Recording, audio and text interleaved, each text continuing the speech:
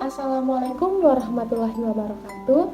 Perkenalkan saya Syakina dari kelas 12B Umar Abdul Aziz.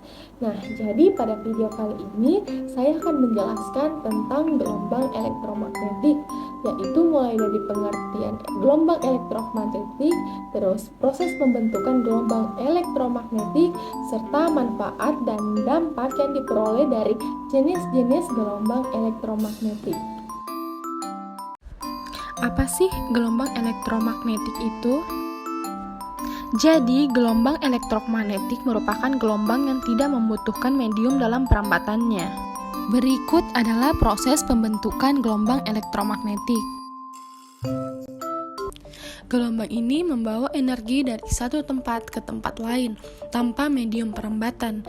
Gelombang elektromagnetik tercipta berkat adanya perubahan medan listrik yang menyebabkan medan magnet juga berubah. Dengan kata lain, gelombang ini terbentuk jika ada perubahan muatan yang dinamis.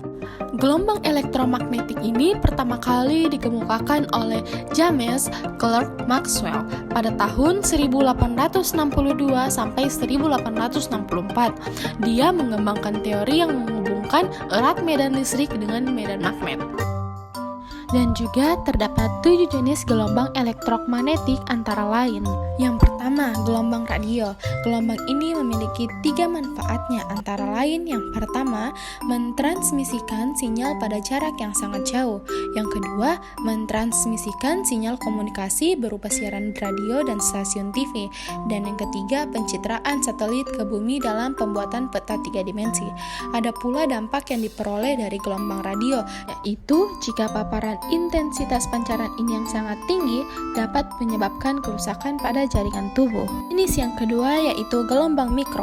Gelombang mikro ini dimanfaatkan pada oven untuk memasak atau menghangatkan makanan, berkomunikasi melalui radar, mendeteksi posisi suatu objek yang diamati.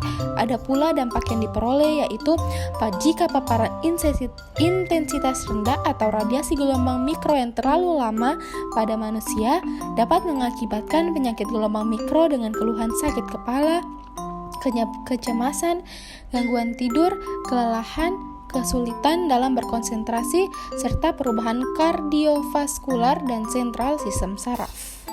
Yang ketiga yaitu gelombang inframerah. Terdapat beberapa manfaat yang diperoleh dari gelombang inframerah. Yang pertama, sebagai remote control dalam mentransmisikan data dalam bentuk energi.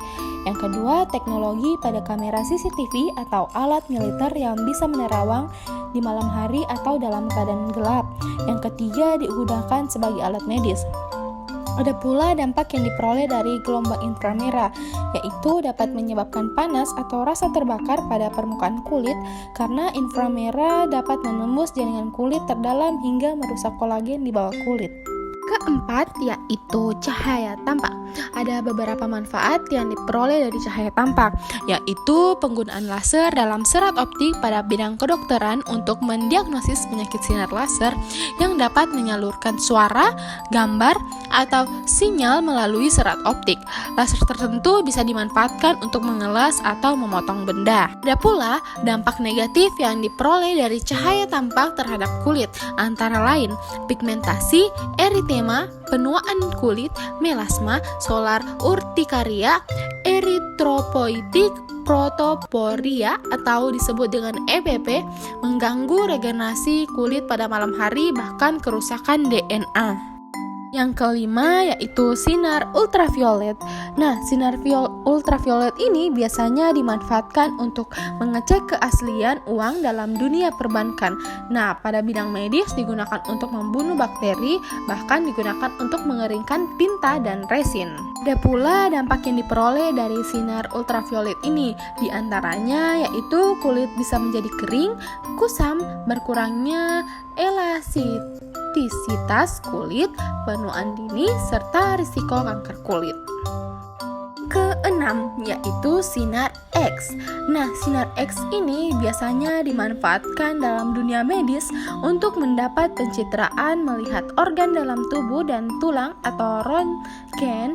Digunakan dalam dunia manufaktur untuk mengecek kecacatan atau mengecek kualitas produk, mengecek kualitas dari batu permata dan kristal. Lah, dampak yang diperoleh dari sinar X yaitu dapat menyebabkan penyakit radiasi atau sindrom radiasi akut atau pingsan kebingungan, mual, muntah, diare, kerontokan pada rambut, luka pada kulit dan mulut, serta terjadinya pendarahan. Nah, yang terakhir yaitu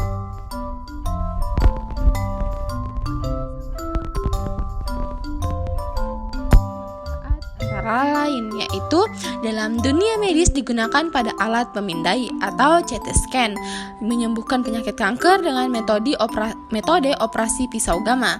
Radiasi sinar gamma juga digunakan dalam bedah saraf, digunakan untuk membunuh bakteri dan virus. Pula dampak yang diperoleh dari sinar gamma yakni mual, muntah, diare, demam, badan lemas, pingsan, rontokan rambut, kulit memerah, gatal, bengkak, nyeri hingga kejang-kejang. Jadi itu saja video penjelasan dari saya. Lebih dan kurangnya saya mohon maaf. Wabillahi taufiq wal hidayah. Wassalamualaikum warahmatullahi wabarakatuh.